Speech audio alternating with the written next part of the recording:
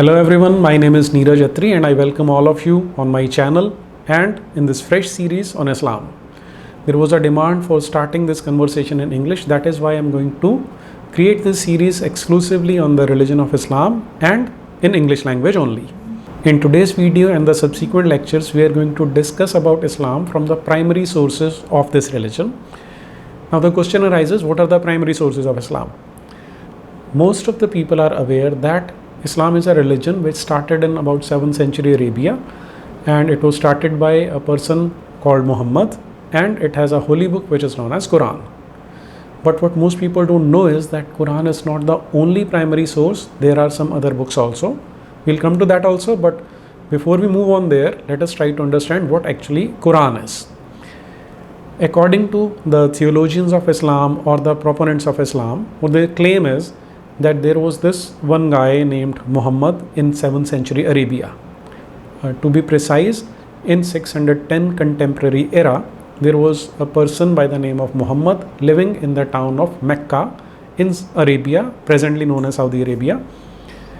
And there is a particular god, or we can call him Islamic god, by the name of Allah, who resides on the 7th heaven at a position exactly above the Kaaba. This house is known as Baitul Mamur, and Allah stays on the 7th heaven, and this Quranic God or Islamic God somehow decided to choose this person Muhammad as his prophet, so that now this creator of the entire universe, according to Islamic theology, is going to send his messages to Muhammad so that they can be passed on to the entire humanity. Now this is a very peculiar claim, and even strange is the method by which these messages are going to be transmitted from Allah to ordinary human beings. Now Allah has got an angel named Gabriel, or to be more specific, according to Quranic terms, the name of this angel is Jibreel. This Jibreel is going to carry the messages of Allah from the 7th heaven to Muhammad. Now this Jibreel is visible only to Muhammad and is audible only to Muhammad. So no other human being has ever seen or heard this archangel Jibreel. The messages of Allah are going to be transmitted to Jibreel.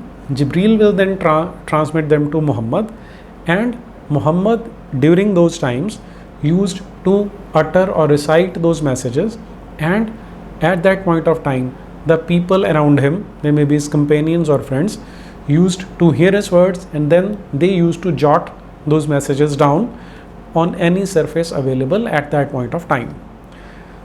These were very different sources, like some verses or some messages were written on surface of stone, some were written on pieces of cloth, some were written on pieces of leather, and so on.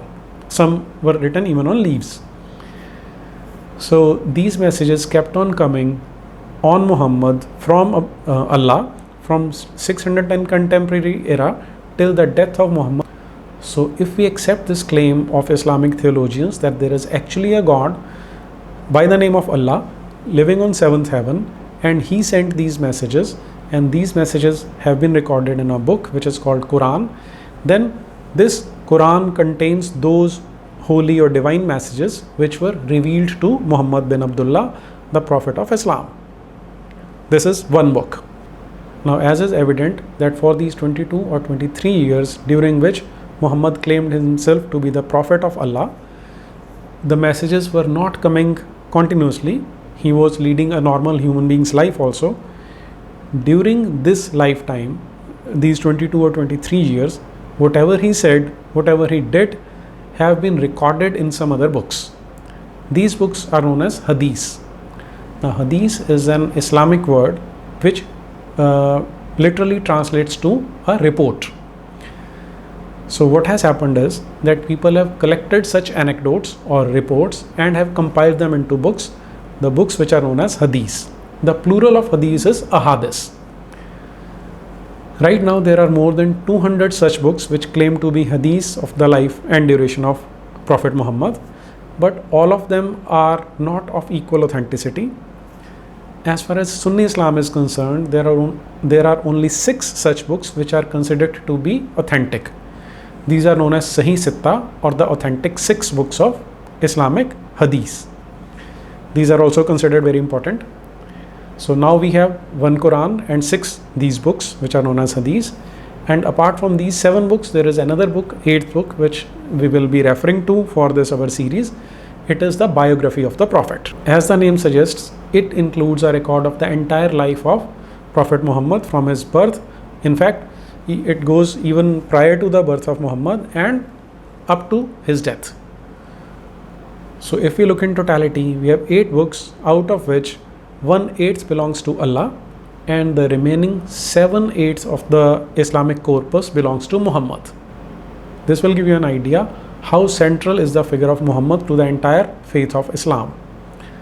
Therefore, what we will do is, we'll try to focus on Quran as well as biography of Prophet as well as these hadiths to understand or to piece together the life of Muhammad and his teachings in the subsequent lectures in this present series. That's it for today. Thank you very much.